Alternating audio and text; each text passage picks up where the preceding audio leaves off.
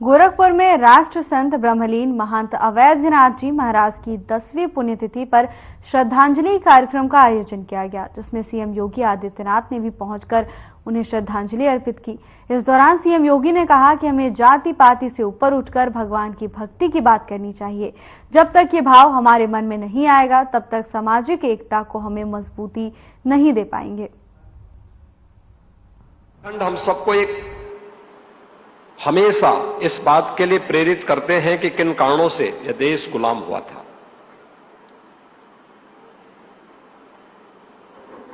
हमारी आपसी विभाजन की जो खाई थी, इसको चौड़ा करने का जो प्रयास प्रारंभ हुआ था, कुछ निहित स्वार्थी तत्वों ने समाज की एकता को खंडित करने का जो प्रयास किया था,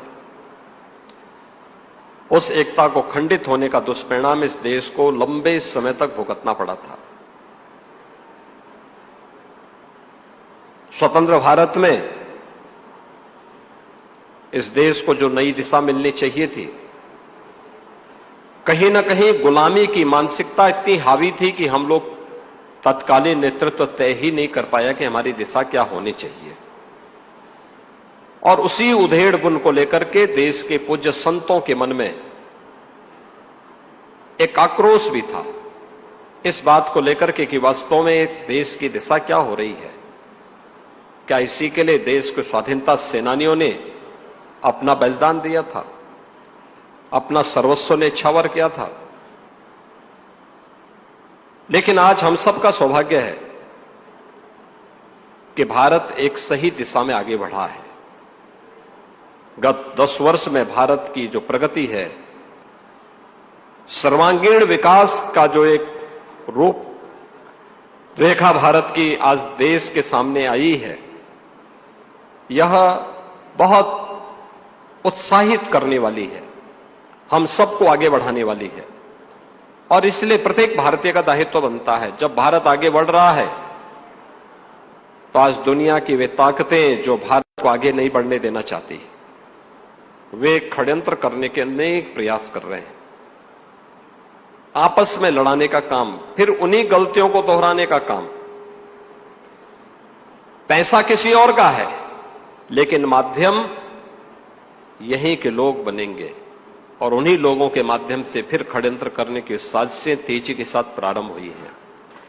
जब ये षड्यंत्र हो रहे हों, उन स्थितियों में भारत की संत परंपरा का वह संदेश जो कवि महायोगी गोरखनाथ जी ने, आदि शंकर ने, जगतगुरु रामानुजाचार्य ने, जगतगुरु रामानंदाचार्य ने, भारत की संतों की परंपरा ने सामाजिक एकता का जो संदेश दिया था, आज वो सबसे प्राथमिक मुद्दा हम सबका होना चाहिए। जाति पाति पूछे नहीं कोई, हरि को भजे सो हरि का होई। जब तक ये भाव हमारे मन में नहीं आएगा, तब तक सामाजिक एकता को हम मजबूती नहीं प्रदान कर पाएंगे। और सामाजिक एकता अगर मजबूत नहीं है तो राष्ट्रीय एकता को चुनौती इसी प्रकार से मिलती रहेगी, जैसे आज वर्तमान में अनेक ऐसे लोग जाने अनजाने में अपने स्वार्थ के लिए देते हुए दिखाई दे रहे हैं।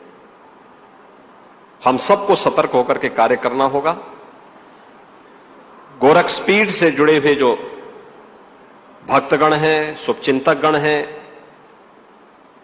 गोरखपीठ से संचालित जितनी भी शिक्षण प्रशिक्षण संस्थाएं हैं, उन सबका भी दायित्व बनता है। या समाज की किसी भी पक्ष से जुड़ा हुआ व्यक्ति हो, उन सबका दायित्व बनता है कि अपने उन प्रेरक महापुरुषों से हम कुछ सीखें, उनके व्यक्तित्व और कृतित्व से हम कुछ सीखें। साप्ताहिक कार्यक्रम यहां पर इन्हीं मुद्दों और मूल्यों के आधार पर किया जाता है। जैसे यहां पे जगतगुरु राम दिनेशाचार्य जी कह रहे थे कि आज से उनके पूज्य गुरुदेव जगतगुरु स्वामी हरिआचार्य जी महाराज अक्सर उन कार्यक्रमों में यहां पर भागीदार होकर के आते थे। और उस समय भी देखा होगा, उस समय भी सामाजिक समरसता सम्मेलन चलता था यहां पे। और आते थे, पूज्य स्वामी जी भी आते थे, आज वे भौतिक रूप से हमारे बीच में नहीं है। यह सम्मेलन पहले से इस सम्मेलन के माध्यम से भी और सम्मेलन के साथ साथ व्यवहारिक धरातल पर भी पूज्य महंत अवैधनाथ जी महाराज भी और पूज्य महंत दिग्विजयनाथ जी महाराज भी सामाजिक एकता के लिए निरंतर प्रयासरत रहे, निरंतर कार्य करते रहे।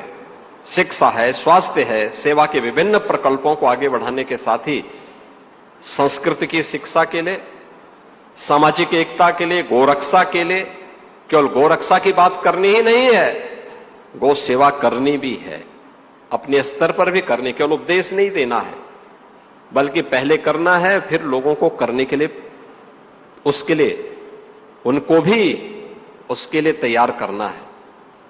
ये सभी कार्यक्रम जब एक साथ चलेंगे, लेकिन हमारी बातों का वजन तब होता है जब हम स्वयं भी इस प्रकार का आचरण करते हैं। जो बोल रहे हैं उसके अनुरूप जब करेंगे तो वह प्रभावी होगा। केवल भाषण केवल करेंगे, कोरा भाषण से परिवर्तन नहीं हो सकता। समस्या का समाधान करने के लिए पहले हमें स्वयं करना होगा, फिर लोगों को करने के लिए उसके लिए तैयार करना होगा और इसके व्यापक परिवर्तन